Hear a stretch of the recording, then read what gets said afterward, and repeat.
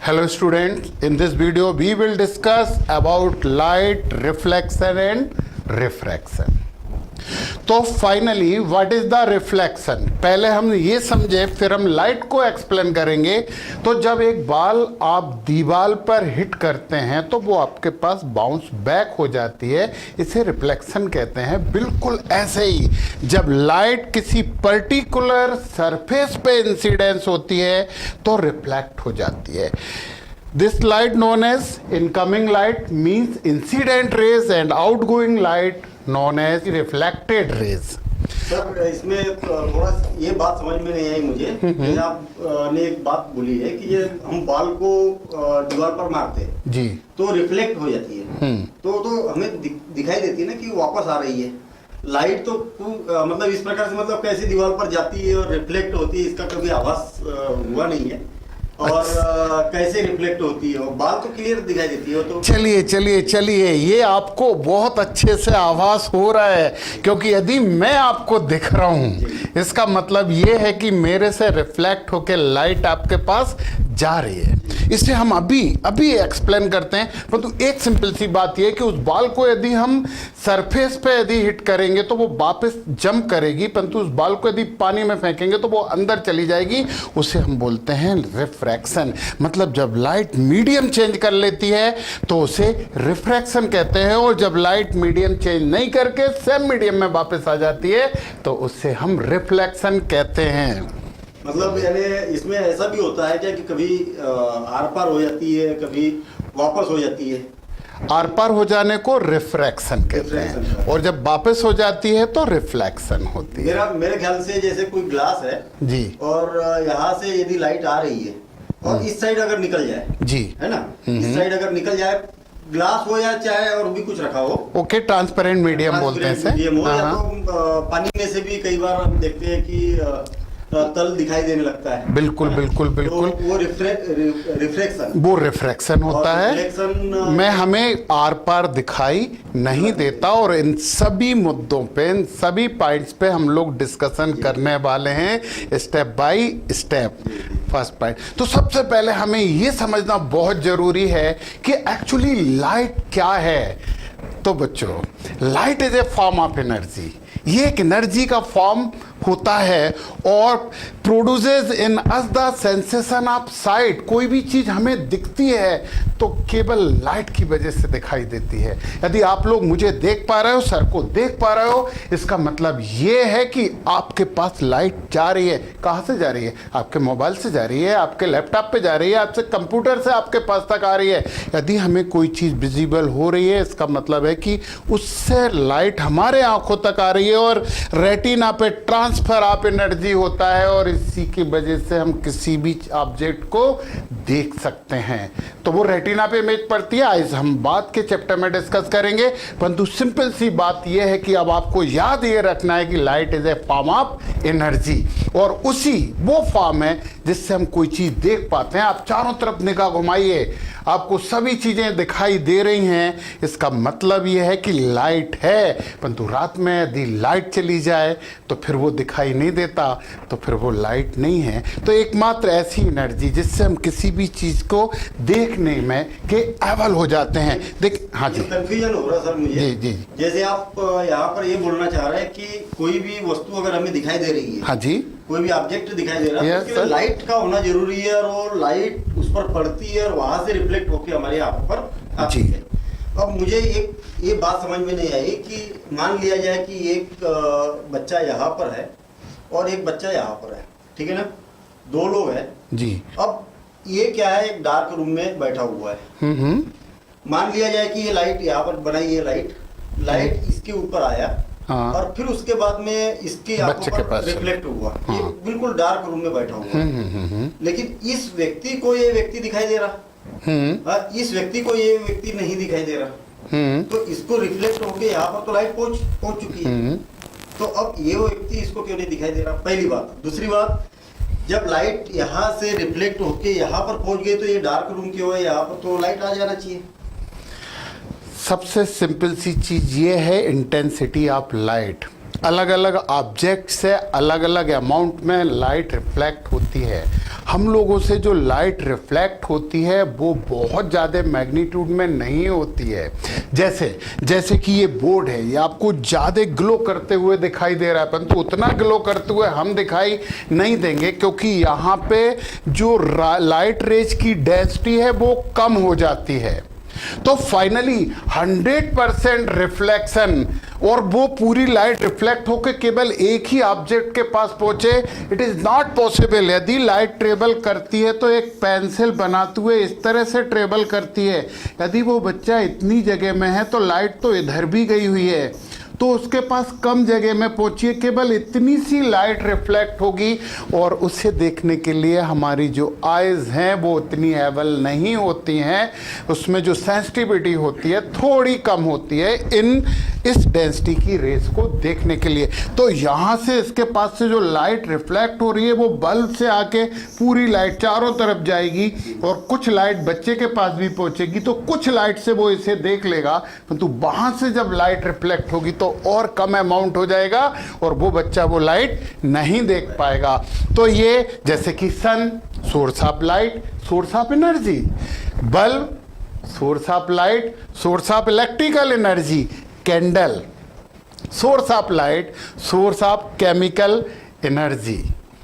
Okay sir, ये energy वाली बात मुझे समझ में नहीं आई। ये लाइट वाली तो बातें समझ में आ रही है कि लाइट आ रहा, लेकिन इसको एनर्जी किस प्रकार से हम बता सकते हैं, कैसे बोल सकते कि ये एनर्जी है किसी प्रकार से? एक्चुअली लाइट को यदि हमें एनर्जी के बारे में एक्सप्लेन करना होगा तो थोड़ा सा हमें अपने टॉपिक से हटना पड़ेगा।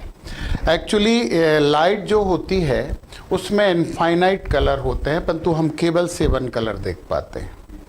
तो लाइट के साथ हीट एनर्जी ट्रेवल करती है, वो इंफ्रारेड के फॉर्म में होती है, जो कि हमें दिखता नहीं है। सूर्य की जो रोशनी, जो लाइट होती है, उसमें जो हीट हम फील करते हैं, जो हॉटनेस हम फील करते हैं, वो इंफ्रारेड के कारण होती है।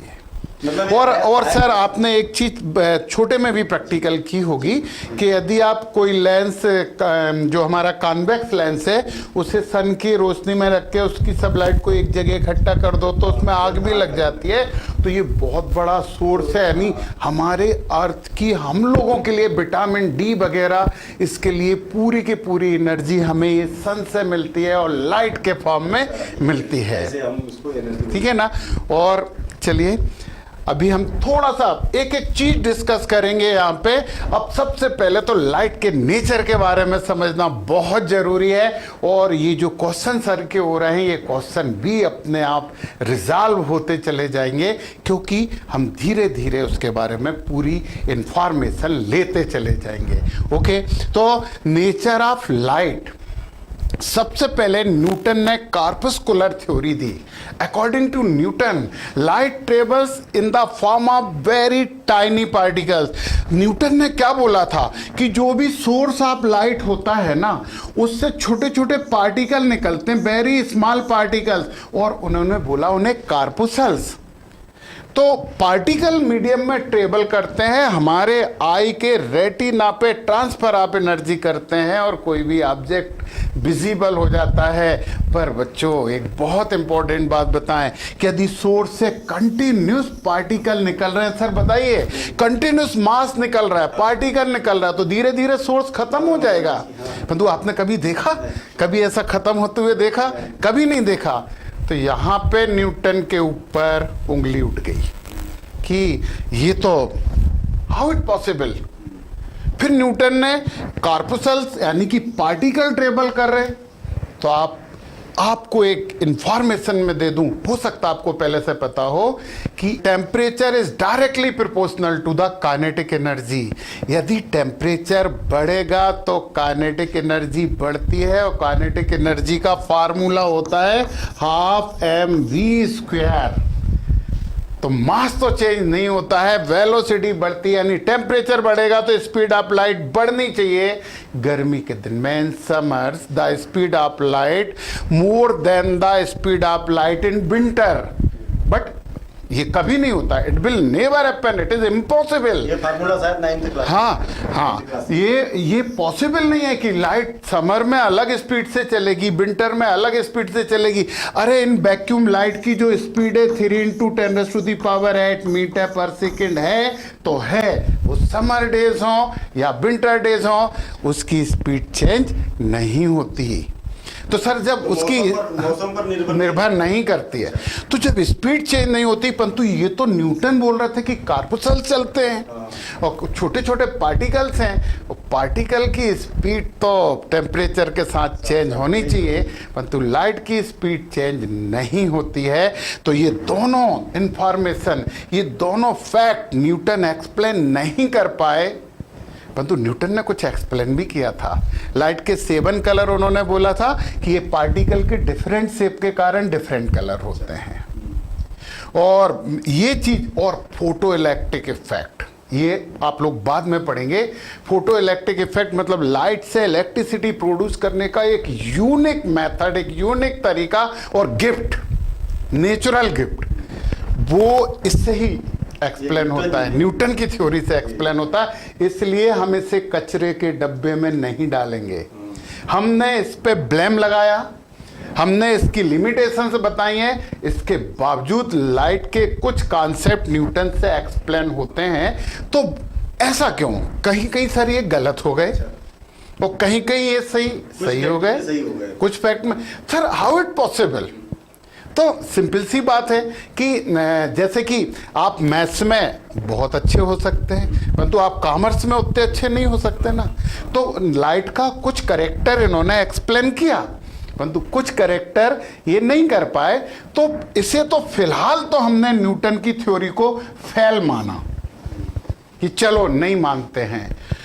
उस समय हाइजेंस, कुछ लोग हाइगन बोलते हैं, कुछ लोग हाइजन बोलते हैं, एक साइंटिस्ट थे, है ना, साइंटिस्ट थे, उन्होंने बोला light travel in the form of waves.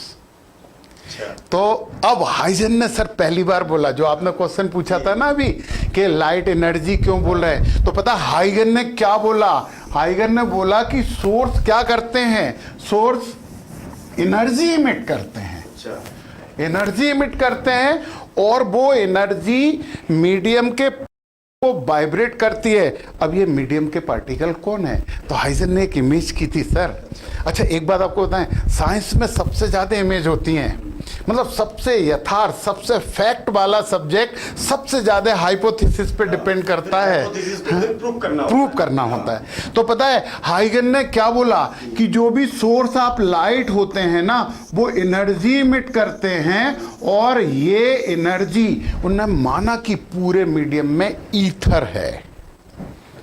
एक हाइपोथेटिकल मीडियम माना, बोले ईथर पार्टिकल ये एनर्जी लेके वाइब्रेट होते हैं और वाइब्रेट होते हुए मीडियम में ट्रेवल करते हैं। आपको एक बहुत इंपॉर्टेंट बात बताएं, ईथर का इमेज क्या है? पता है ईथर का एक रीजन मैं बताऊं कि आप एक ड्रम भर के ईथर लो और यहाँ पे उसे उड़ेल दो नीचे, आपके पैर गीले नहीं होंगे, उड़ जाएगा। इतना ज्यादा वो वोलेटाइल है। तो उन्होंने इमेजनरी किया है, मतलब ईथर एक नाम दे दिया। वो तो अल्फा बीटा गामा कुछ भी दे सकते थे, ईथर नाम क्यों दिया? ईथर नाम उन्होंने इसलिए दिया है क्योंकि ईथर वोलेटाइल है, तो एटमॉस्फेयर में उसकी वेपर हो सकती हैं। हाइपोथेटिकल है, इमेजिनरी है, परंतु जब हम इमेज करके यथार्थ फैक्ट बताते हैं तो उसे मान लिया जाता है, ये होता है ना। तो ईथर उन्होंने इसलिए माना क्योंकि वो वोलेटाइल था, तो उन्होंने कहा पूरे मीडियम में ये ईथर है, इमेजिनरी मीडियम, उसके कण है, फैक्ट है। ईथर है तो कोई भी पार्टिकल रहेगा तो पार्टिकल से ही बनता है।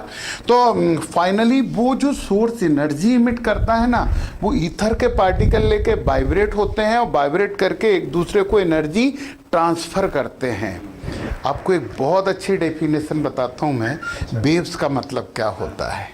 वेव्स का मतलब होता है mode of transfer of energy, एक तरीका है एनर्जी ट्रांसफर होने का, एक तरीका with the help of medium and without any help of medium. इसमें मीडियम की हेल्प भी ली जा सकती है और बिना हेल्प के, तो जो हम लाइट पढ़ रहे हैं ना, ये जो वेव्स हैं जो हाइगन बोल रहे हैं, ये पता without any help of medium चलते हैं, नहीं तो सन से हमारे पास तक लाइट कैसे आती है ना? कोई माध्यम तो है बीच में। हाँ, वो उसे जरूरत ही नहीं है किसी भी माध्यम की। स्पेस है, एम्प्टी स्पेस है, वैक्यूम है, लाइट को चलने के लिए किसी मीडियम की जरूरत नहीं पड़ती। और लाइट वेव्स को हम इलेक्ट्रोमैग्नेटिक वेव्स कहते हैं। तो अभी आप इस बात को भूल जाना, याद ही मत रखना EM वेव नाम की कोई चीज अभी। हाँ, अभी तो आप केवल ये समझो कि लाइट सोर्स एनर्जी लेते हैं, इतर के पार्टिकल वाइब्रेट होते हैं, वाइब्रेट करते हुए एडजेसेंट पार्टिकल को एनर्जी देते हैं और वो सब एक दूसरे को एनर्जी प्रोवाइड करते रहते हैं और एनर्जी ट्रांसफर होती है। एक बात बताएं कि with the help of medium जब वेव्स ट्रेवल करती है तो मीडियम पार्टिकल ट्रेवल नहीं करता, वो रेस्ट में ही रहता है, वो केवल डिस्टर्ब होता है। वेव किसी भी मीडियम को केवल डिस्टर्ब कर सकती है, मीडियम ट्रेवल नहीं करता कभी भी वेव। चलिए, वाइब्रेशन से केवल। जैसे मैं यहाँ हूँ, मैंने आपको पेन दे दिया, आपके पास पहुंच गया, आपने उसे पेन दे दिया, बस मैं डिस्टर्ब हुआ ना, मेरा हाथ यहाँ तक गया, आपका हाथ उधर तक गया, हम अपनी जगह नहीं छोड़ेंगे। थोड़ा सा धक्का दे दिया, मैंने उसे दे दिया। हाँ, तो वो बस में होता है, वो पीछे ऐसा सब जगह ही होता है। किया तो सब आगे ही होता है। अब पता है, जो हाइगन की वेव थ्योरी थी ना, लाइट का सबसे इंपॉर्टेंट कैरेक्टरिस्टिक्स जो है ना, ट्रेवल इन स्ट्रेट लाइन, सीधी रेखा में चलना है। और हाइगन ने ये चीज प्रूफ नहीं कर पाए, ये एक्सप्लेन नहीं कर पाए कि light travel in straight line. इन्होंने पता लाइट की बहुत सी प्रॉपर्टी, केवल नाम सुनना, बिना टेंशन के नाम सुनना, इन्होंने डिफ्रैक्शन एक्सप्लेन किया, इन्होंने पोलराइजेशन एक्सप्लेन किया, इन्होंने इंटरफेरेंस एक्सप्लेन किया। हर कुछ होते हैं, परंतु सुन लो, हर क्लासेस के हैं, इन्होंने उन्हें एक्सप्लेन कर दिया। परंतु लाइट की सबसे main property, main characteristics, light travel in straight line, ये एक्सप्लेन नहीं कर पाए। फिर उन्होंने सेकेंडरी वेव थ्योरी दी थी, उसकी हमें जरूरत नहीं है। परंतु अब इन सब चीज का रिजोल्यूशन आपको मिल जाएगा, और वो है क्वांटम थ्योरी। और क्वांटम थ्योरी में ये मान लिया गया है कि लाइट दोनों के फॉर्म में चलती है। मतलब आप लोग नोट करना, आप लोग लिखना, क्वांटम थ्योरी मतलब Newton's corpuscular theory and Huygens wave theory. Wave के फॉर्म में भी लाइट ट्रेवल करती है और पार्टिकल के फॉर्म में भी लाइट ट्रेवल करती है। क्वांटा सबसे बना है, और ये क्वांटा का मतलब होता है एनर्जी का बंडल। तो फाइनली उन्होंने कहा कि यदि वेव्स के फॉर्म में भी चलेगी तो छोटे छोटे बंडल तो ट्रेवल करेंगे, उसे क्वांटा बोलते हैं, मिनिमम अमाउंट ऑफ एनर्जी। दोनों से ले लिए और दोनों को मिक्स करके क्वांटम थ्योरी मान लिए। इसलिए अब हम इन्हें भी गलत नहीं ठहराएंगे, परंतु हम इन दोनों को यूज कर लेंगे। तो फाइनली उन्होंने कहा कि वेव्स के फॉर्म में लाइट ट्रेवल करती। तो एक और इंपॉर्टेंट बात सुनिए, पता जब हाइगन ने जब बता रहे थे ना कि लाइट वेव्स के फॉर्म में ट्रेवल करती है, तो पता उन्होंने कहा था ये लॉन्गिट्यूडनल वेव है, इन्होंने बोला था हाइगन ने। परंतु लॉन्गिट्यूडनल वेव नहीं है, बाद में लाइट ट्रांसवर्स हुई। लॉन्गिट्यूडनल और ट्रांसवर्स के बारे में थोड़ी सी बातें कर लें। ये जो लॉन्गिट्यूडनल वेव है ना, ये स्प्रिंग वाली होती है, compress expand, compress expand, compress expand, ये। और ये जो होती ना, स्नैक चलता ना, सांप चलता ना, वो ऊपर नीचे होती है, क्रस्ट और ट्रप बनते हैं। तो ये केवल ऐसी जाएगी कि ऐसी भी होगी? ये हर पॉसिबल डायरेक्शन में, हर पॉसिबल, मतलब ये ऐसे भी चल सकती है, ऐसे भी चल सकती है। ये वाइब्रेशन एवरी पॉसिबल डायरेक्शन में होते हैं, but always perpendicular from the axis of propagation. इससे परपेंडिकुलर होंगे, आगे चल रहे हैं ना, उसके परपेंडिकुलर, ये भी परपेंडिकुलर आएगा, ये भी परपेंडिकुलर आएगा, ये भी होते परपेंडिकुलर है। समझ सकते क्या सर कि जैसे एक रस्सी है, उसको बांध दिया और हमने एक बार ऐसे हिला दिया, फिर ऐसे भी हिला दिया। हाँ, बिल्कुल ऐसे में नहीं होगी, ऐसे में तो ये भी बनने लगेंगी फिर, क्योंकि वो कंप्रेस और एक्सपेंड भी होने लगेगी। तो पता लाइट ट्रांसवर्स वेव्स के फॉर्म में ट्रेवल करती है। चलिए नेक्स्ट स्लाइड। तो ये बात तो हम अभी डिस्कस कर ही चुके थे कि light always travel along straight line path, और ये हाइगन प्रूफ नहीं कर पाए थे। तो हाइगन ने और मेहनत की थी और उसने एक और थ्योरी दी थी ना, वो थ्योरी आपको नहीं बताना है अभी, हाई क्लासेस के लिए है। और वो थ्योरी थी सेकेंडरी वेव थ्योरी ऑफ हाइगन। यहाँ पे आप देख सकते हो ये स्ट्रेट लाइन। अब आप बोलोगे ये स्ट्रेट लाइन है, ये स्ट्रेट लाइन है, ये स्ट्रेट लाइन है, एक्सपेंड हो रही है एक अलग बात है, परंतु ये स्ट्रेट लाइन तो है। तो light tables always along straight line path. मतलब हम बोल सकते हैं कि ये इसकी मेन प्रॉपर्टी है, मेन है प्रॉपर्टी। ना। हमने अभी तक इतनी बातों में जी ये बात याद रखना है कि लाइट हमेशा स्ट्रेट लाइन में जाती है। हमेशा स्ट्रेट लाइन में जाती है। अब some important terms related with light. अब लाइट के बारे में वो सब आपको जानना चाहिए जो आपको जानना चाहिए है।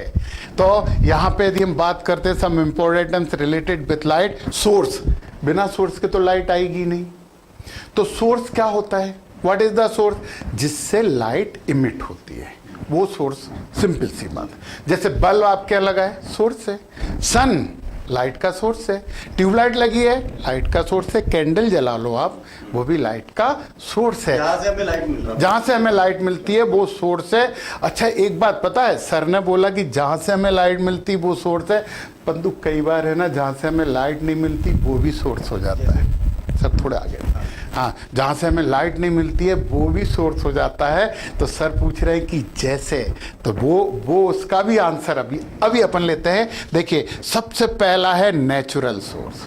नेचुरल सोर्स मतलब गॉड मेड, ऑटोमेटिकली नेचर से बनते हैं। सन नेचुरल सोर्स है, हमने तो बनाया नहीं है उसे, है ना। मून नहीं है, मून सर नेचुरल सोर्स नहीं है ना। हाँ, वो ही है, वो आपके क्वेश्चन का आंसर है, मून पता है अभी। हाँ, सन नेचुरल सोर्स है ना। स्टार, बहुत से स्टार जो है वो लाइट एमिट करते हैं। तो ये नेचुरल सोर्स है, गॉड गिफ्ट है, ऊपर वाले का वरदान है हमें। फिर दूसरे मैन मेड सोर्स होते हैं। तो आप चारों तरफ देखो, आपको बहुत से मैन मेड सोर्स दिखेंगे। बल्ब जितने भी लगे हैं, एलईडी वगैरह, ये सब ट्यूबलाइट वगैरह, ये सब मैन मेड। इसमें लैंप भी आ जाता है, कैंडल भी आ जाती है ना। फिर होते हैं सेल्फ ल्यूमिनस सोर्स, जो अपने आप एनर्जी इमिट करते हैं। मतलब सीधी सी बात है कि नेचुरल सोर्स में भी ये आ रहे हैं।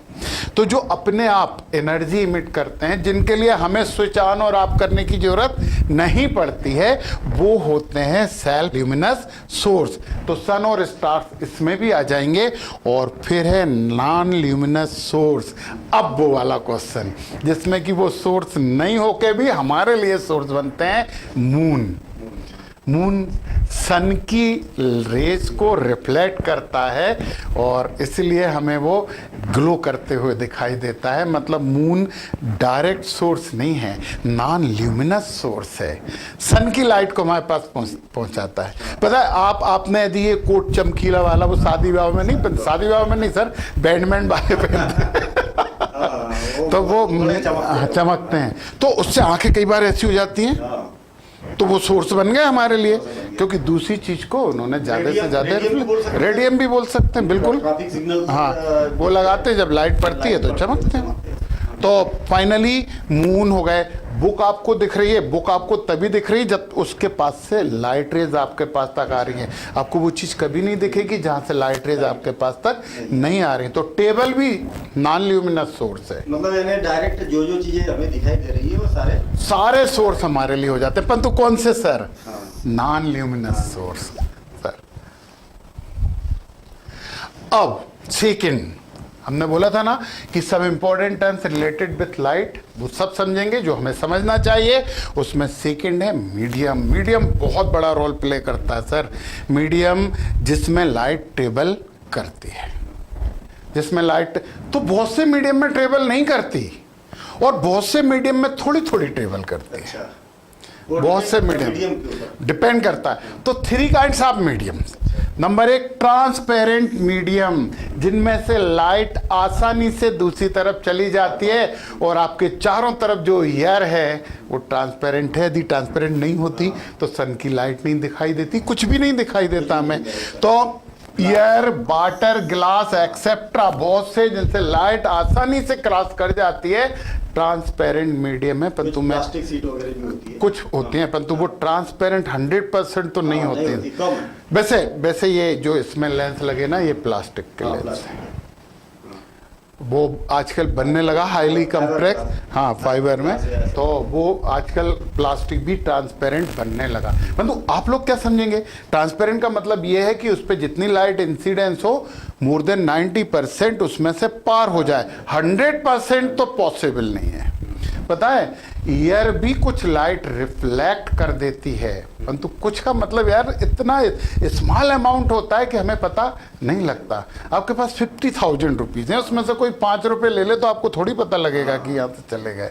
तो पता है ट्रांसपेरेंट 100% आइडियल बर्ड तो किसी भी साइंस में आप कभी मत मानना, है ना। परंतु हम ये मानते हैं कि जिनमें से लाइट आसानी से निकल जाती है वो ट्रांसपेरेंट मीडियम होते हैं। फिर होते हैं ट्रांसल्यूसेंट, सेमी ट्रांसपेरेंट। ट्रांसल्यूसेंट को हम क्या बोलते हैं? Semi transparent. मतलब उसमें से कुछ रिफ्लेक्ट हो जाती है, कुछ रिफ्रैक्ट हो जाती है। आपके घर में विंडो वगैरह सब लगी रहती हैं तो कांच में से में थोड़ा थोड़ा बाहर दिखता है, पूरा बाहर नहीं दिखा। जैसे अभी अपन यहाँ पे रिकॉर्डिंग कर रहे हैं तो ये कांच में से थोड़ा सा बाहर दिखता है, परंतु बाहर से यदि लाइट यहाँ पे कम हो तो अंदर नहीं दिखता है। कई बार ऐसी सीट भी लगी होती है कि अंदर से बाहर दिख जाए, तो वो ट्रांसल्यूसेंट होती हैं। और तीसरे ओपेक।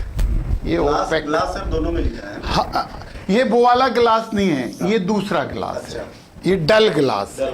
वो ग्लास इसमें लिखा है परंतु ये डल ग्लास है, क्योंकि विंडो में ग्लास ही तो लगा होता है। तो हम सेमी ट्रांसपेरेंट ग्लास बोल सकते हैं, सेमी ट्रांसपेरेंट डल ग्लास बोल सकते हैं हम। और फिर ओपेक। ओपेक ऐसे मीडियम होते हैं जो लाइट से एलर्जी रखते हैं, वो अपने में से जान ही नहीं देते कि अपना काम करो लाइट, तुम हम नहीं जाने देंगे अपने पास से। यानी वो क्या बोलते हैं, पुलिस का बैरियर टाइप का होता है। स्टोन मान लिया जाए, स्टोन है, बिल्कुल है, दीवार है, ये पेपर है, दीवार है, बहुत से कपड़े ऐसे आते हैं, ये ओपेक मीडियम होते हैं। तो बोर्ड मेटल से भी कभी लाइट पार नहीं जा पाती, ये सब ओपेक मीडियम होते हैं। तो देखिए जरा हम एक एग्जाम्पल यहाँ पे देखते हैं। ये देखिए आप, ये वाला एग्जाम्पल देखिए, तीनों चीजें एक बार में देखेंगे। ये है ओपेक, यहाँ पे कुछ मेटल सीट लगी हुई है, ये वो वाला डल ग्लास है ना। और यहाँ से ये थोड़ा थोड़ा दिखाई दे रहा है, ये वो वाला ग्लास है बिल्कुल ट्रांसपेरेंट। तो पता है फिल्ड ग्लास जो होता है ना वो बहुत ट्रांसपेरेंट, गाड़ी के विंड स्क्रीन वगैरह बनते हैं ना, तो वो फिल्ड ग्लास होता है। तो ये ट्रांसपेरेंट है, ये जिराफ पूरा दिख रहा है हमें, ये डल हो गया, और ये हमें ग्राफ नहीं दिखाई दे रहा है, कम दिखाई दे रहा है। तो देखिए ना, ओपेक, ट्रांसलूसेंट, ट्रांसपेरेंट। मतलब सीक्वेंस यहाँ से ट्रांसपेरेंट मतलब फर्स्ट वाली, फिर ये ट्रांसलूसेंट और फिर ओपेक। अब रेज, क्योंकि लाइट ट्रेवल करती है in the form of rays, मतलब लाइट के चलने के पाथ को ऑफिशियली रेज नाम की दुनिया में कोई चीज सर होती नहीं है। अच्छा। जैसे मैं आप यहाँ खड़ा हूँ सर, सॉरी टू से, मतलब एग्जाम्पल है इसलिए आप उसे गंभीरता, मैं ऐसे खड़ा हूँ आपके, तो मैं कुछ कर रहा हूँ क्या आपको, परंतु आपको बेचैनी होगी और गुस्सा भी आएगी कि ये घूर क्यों रहा है। अच्छा, घूरना कोई चीज है ही नहीं, बट फिर भी सामने वालों को इतना इफेक्ट कर देगा, क्यों देख रहे हैं। तो ये बहुत सिंपल सी चीज़ है। और जब हम लोग छोटी छोटी क्लास में रहते थे ना, तो हम लोग ये बहुत बार करते थे कि दो लोग बात कर रहे हैं तो कहते थे उसकी तरफ देख के बार बार बात करो, कर रहे हैं अपनी बात पढ़ाई लिखाई की, बार बार बीच में उसकी तरफ देखें फिर इधर बात, तो उसे लगता कि उसकी बात कर रहे हैं, तो वो आके बोलता था मेरी बात कर रहे हो तुम, बताओ। तो एक सिंपल सी चीज़ है कि लाइट ट्रेवल करती है ना, जिस पाथ को फॉलो करती है, पाथ ऑफ लाइट, उस पाथ को बोलते हैं रेज। जब बहुत सी रेज चलती हैं, ग्रुप ऑफ रेज या बंडल ऑफ रेज को हम बोलते हैं बीम ऑफ लाइट। अच्छा, कहाँ गई वो बीम, यहाँ पे ये है बीम ऑफ लाइट बोलते हैं। पता है ये फैक्ट है कि बीम तो पूरे में चलती, चारों तरफ हमें दिख रहा है तो हर जगह बीम चल रही, परंतु ये नैरो बीम, थोड़ी सी पतली beam of light is called pencil of light. ये जो पतली बीम होती है, नैरो बीम होती है, दुबली पतली बीम आरसी बीम होती है, उससे हम बोलते हैं पेंसिल ऑफ लाइट। तीन चीजें बताइए सर थोड़ा सा फिर से, और इसको हाँ ये पेंसिल ऑफ लाइट और बीम ऑफ लाइट, मतलब कैसे बोलेंगे अपन बीम ऑफ लाइट। बिल्कुल हाँ। कि मैंने यहाँ पर बल्ब जलाया, हाँ, तो उसमें तीनों को कैसे आइडेंटिफाई करेंगे कि क्या क्या बोलना चाह रहे हैं यहाँ पर। चलिए, आपके पास 10 लाख रुपए हैं तो आपको धनवान बोला जाएगा। आपके पास 10,000 रुपए हैं तो ठीक पैसे वाला बोला जाएगा, और आपके पास 10 रुपए हैं तो आपको गरीब आदमी बोला जाएगा। रुपए तो तीनों केस में है। अपन बोल सकते हैं। हाँ, तो जो लाइट जिस पाथ पे चारों तरफ ट्रेवल करती है, किसी भी पाथ पे जिस पाथ पे ट्रेवल करती है, उसे हम बोलते हैं रेज ऑफ लाइट। समझ में है? जब बहुत सी रेज हो जाती हैं, जब आपके पास 10,000 रुपए हो जाते हैं, तो उसे बीम कहते हैं। तो जैसे लाइट जलाया, हाँ, तो उससे बीम निकलती हैं। लाइट में बहुत से बंडल्स आते हैं। देखिए, एक रेज से तो हमें कुछ दिखाई नहीं देता। जितनी ज़्यादा इंटेंसिटी होगी, इंटेंसिटी का मतलब पता, नंबर ऑफ रेज जितनी ज़्यादा होंगी उतने ज़्यादा क्लियर, चमकता हुआ, ग्लो करता हुआ कोई चीज़ हमें दिखाई देगा। यदि कोई डल दिखाई दे रहा है ना, इसका मतलब ये है कि उससे कम लाइट हमारे पास तक आ रही है। और यदि कोई चमकता हुआ दिखाई दे रहा तो मैक्सिमम रिफ्लेक्शन हो रहा है। हाँ, है ना? जैसे आप कार से जा रहे हैं, कहीं कार से जा रहे हैं, कई बार सड़क पे एकदम डायमंड जैसा कुछ चमक जाता है, तो आपने ध्यान दिया होगा, पता पर्टिकुलर वहाँ कोई चीज़ पड़ी हुई है, वो मैक्सिमम रिफ्लेक्शन करके उस जगह पे भेज रही, तो एकदम हमें ग्लो करते हुए वो दिख जाता है। अरे तालाब के किनारे खड़े हों, तालाब के किनारे आप खड़े हों, तो एकदम वेव जो चलती है एकदम चमकीली दिख जाती है कई बार। तो पता है, ये रेज मतलब सीधी सी बात यह है कि जिस पाथ पे लाइट ट्रेवल करती है उसे हम रेज बोलते हैं। और बहुत सी रेज, उनका बंडल जो होता है उसे हम बीम कहते हैं। तो हमारे पास रेज नहीं आती, हमारे पास बीम आती है। और यदि शार्प बीम हो, पतली बीम हो, जैसे हम आपको बताएं लेजर, लेजर में बहुत सी बीम कंप्रेस रहती हैं, पास में रहती है। यार अच्छी टॉर्च जलाओगे आपको तो उसका पूरा पाथ विजिबल होता है ना? तो जो पतली बीम होती है ना, उसी को हम क्या बोलते हैं? Pencil of light. Pencil of light 3 तरह की होती हैं। नंबर फर्स्ट होती है पैरेलल पेंसिल, यानी सभी रेज एक दूसरे के पैरेलल चलती हैं, सब एक दूसरे के पैरेलल चलती हैं। ये सब लाइट चल रही है। मतलब सीधी सी बात है कि कोई बड़ा सा सोर्स है, ट्यूबलाइट है यार, ट्यूबलाइट, तो ये कहाँ से चलेगी? वो ट्यूबलाइट यहाँ से चल रही है, तो उससे ये सब चलेंगी ऐसे। तो ये पैरेलल बीम ऑफ लाइट होती है, और बड़ी मुश्किल से मिलती है पैरेलल बीम। मतलब सबसे सिंपल फॉर्म है, परंतु सबसे मुश्किल से आने वाला फॉर्म है ये, क्योंकि वो एक्सपेंड करती है। टार्च जलाते हैं, किसी ने भी टार्च जलाई होगी, तो जब भी हम टार्च जलाते हैं तो ऐसा उसका विजिबल, हाँ ऐसे ही दिखाई देती है। तो ये जो है वो डाइवर्जेंट बीम है, फैलती चली जाएगी, डाइवर्ट होती चली जाएगी, टार्च से क्लियर वो हो जाएगा। और फिर एक बीम होती है कन्वर्जेंट। कन्वर्जेंट बीम क्या होती है? बड़े बड़े कहीं हमें फोकस करना होता है ना, तो वो लगाते हैं ना वहाँ पे, तो वो एक जगह पे फोकस कर देते हैं। तो फोकस करने के लिए क्या करते हैं? फोकस करने के लिए वो करते हैं यहाँ पे कुछ ऐसा पैराबोला टाइप का, मैथ्स में एक वर्ड है पैराबोला। जब इससे टकरा के लाइट आती है तो वो पर्टिकुलर एक जगह फोकस कर देती है। मैंने एक जब हम छोटे थे जी उस टाइम में वो ग्लास को सन की रेस लेके और उसको इकट्ठा करके वो जलाते भी थे हम, पेपर वगैरह जलने लगते। हाँ, वही वो यही वाला एग्जांपल बनेगा, बिल्कुल यही वाला। वो जो बल्ब होता ना, हाँ, बल्ब जब फ्यूज हो जाता था वो, हाँ, तो उसमें पानी डाल देते थे हम, हाँ, और फिर उसके बाद में जो रेज आती थी और उसको इकट्ठा करके एक जगह, उससे भी पेपर वगैरह जलने लगते। बिल्कुल, आप कॉन्वेक्स लेंस बना लेते थे उसका, और कॉन्वेक्स लेंस वाटर वाला, हाँ वाटर में उसमें पानी वाटर डाल देते थे और वो बिल्कुल एक जगह जमा हो जाती। तो मेरे ख्याल से ये एग्जांपल है ना, ये बिल्कुल ये बीम इकट्ठी होती है तो ये जगह बहुत एनर्जेटिक हो जाती है, बहुत ज़्यादा, क्योंकि लाइट तो एनर्जी है। तो बच्चों, हमने यहाँ पे इंट्रोडक्शन, मतलब वो क्या बोलते हैं, how do you do, my name is a, वो हमने लाइट क्या होता है तो आपको पता है, light is a form of energy, है ना। पैरेलल वो सिंपल सी चीज़ है, light tables always in straight line या पाथ। जो पाथ होता है लाइट का उसे हम क्या बोलते हैं, रेज। तो लाइट जिस पाथ पे ट्रेवल करती है वो हम रेज कहते हैं। बहुत सी रेज मिल जाती हैं तो बीम कहलाती है, और नैरो बीम लेजर टाइप की वो पेंसिल ऑफ लाइट होती है। वो 3 तरह की होते हैं। तो इसके आगे अब स्टार्ट होगा हमारा रिफ्लेक्शन एंड रिफ्रैक्शन। तो मिलते हैं बहुत जल्दी नेक्स्ट क्लास में। तब तक के लिए नमस्कार, बेस्ट ऑफ लक।